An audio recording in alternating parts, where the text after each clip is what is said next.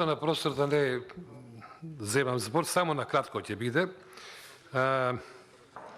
Прво, значи, зборуваме за предлог на закон за изменување и дополнување на Законот за земјоделство и рурален развој во прво читање.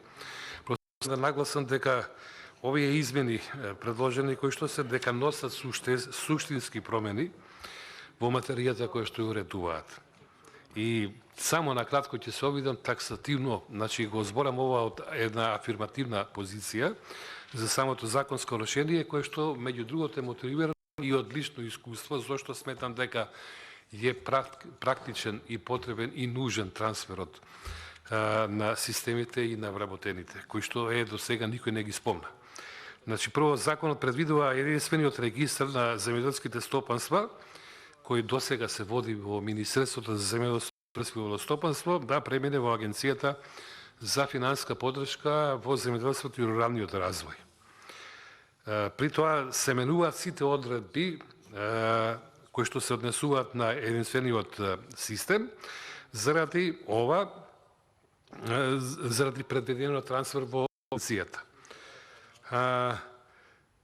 Што е поентата, која е целта? Целта е целиот систем да биде на едно место. Сегашната состојба е тој да биде во Министерството за земјоделство, да се пополнува базата на податоци преку подрачните единици и после да се трансферираат сите тие податоци кај агенцијата. Кое што чинам, ќе ме поправи министерот ако грешам, во најголем дел сите финансиски средства кои што се потребни за пополнување на податоците се на сметка на агенцијата. Таа плаќа, Министерството ги пополнува и му ги доставува на агенцијата. Не сега заради поедноставување на процесот и поедноставно располагање со податоците од страна на агенцијата, наместо да иде тоа по заобиколен пат преку Министерството за земјоделство, тоа ќе иде директно во агенцијата со превземање на сите оние вработени кои што се предвидени дека од Министерството за земјоделство ќе предат во Агенцијата за финансиска поддршка, со тоа што јас себе укажувам дека треба амандмански да се интервенира во членот 39 од предложениот закон, каде што се предвидува вработените да се преземат од 1 јануари 2022 година. Помина тој рок, сега треба Министерството до второто читање, кога ќе бидат поднесени можноста да се поднесуваат амандмани, да каже кој е тој оптимален период, дали е април, дали е мај и така натаму, заради тоа треба да се спроведат подготвителни активности за сето ова. Зошто го кажувам ова? Дека сум мотивиран од лично искуство, заради тоа што сум свесен дека многу тешко може да се контролира еден систем кој што не е на едно место и кој што ќе предизвикува по време или може би редовни застои, не би рекол заради неодговорност и непрофесионалност на некои од вработените, меѓутоа кај нас праксата е да се губат повеќе време и енергија на споредни работи, а не на суштинските работи. Сметам дека по овој основ, доколку системите ги превземе платежната агенција, дека работењето ќе биде мощно, поефикасно, сето тоа ќе биде во интерес на земјоделците. Патет да кажам дека праксата на високо развиените земјоделски земји, членка на Европската унија, е токму во оваа насока и мислам дека не само врз основа на препораките кои што се резултат од спроведената обука, односно проектот финансиран од страна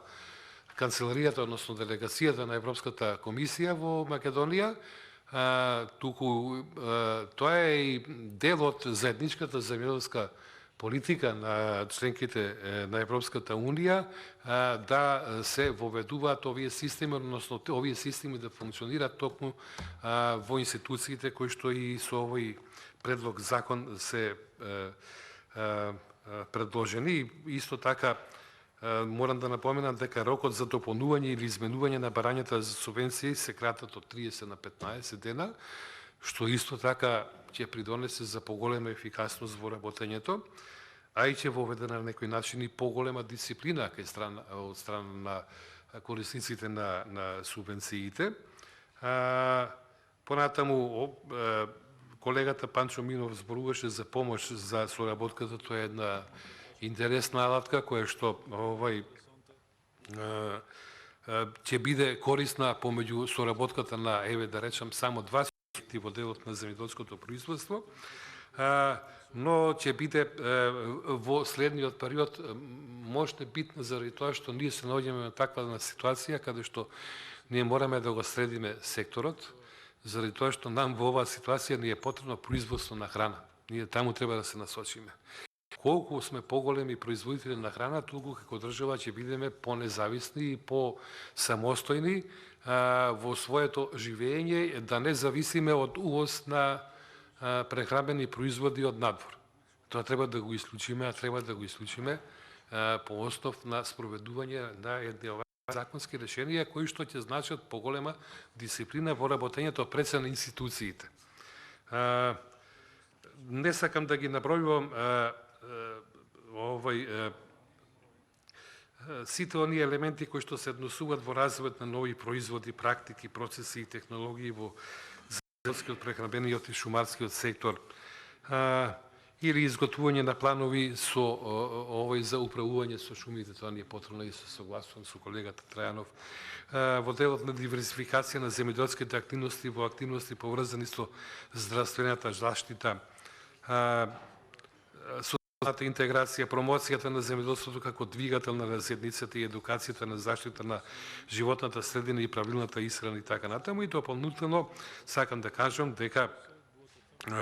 се воведуваат нови членови кои се однесуваат на земјоделските задруги. Јас знам дека во фаза на подготовка е нов закон за земјоделски задруги, меѓутоа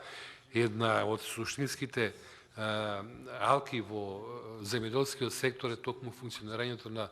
земјоделските задруги и мислам дека меѓу другото и ова што се дава како подршка во нивното функционирање е сосема на место.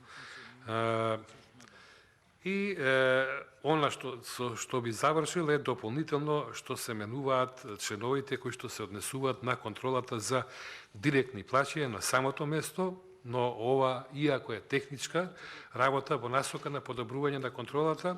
е апсолутно неспорна и таа мислам дека меѓу сите останати предложени работи кои што се содржани во ова законско решение треба да бидат прифатени. Оттаму јас пак ќе кажам врз основа на увидот кој што го имам во текстот на законот и врз основа на моето искуство поврзано со функционирањето на администрацијата и на овие системи од минатото, сметам дека треба да се даде поддршка на предложеното законско решение. Благодарам.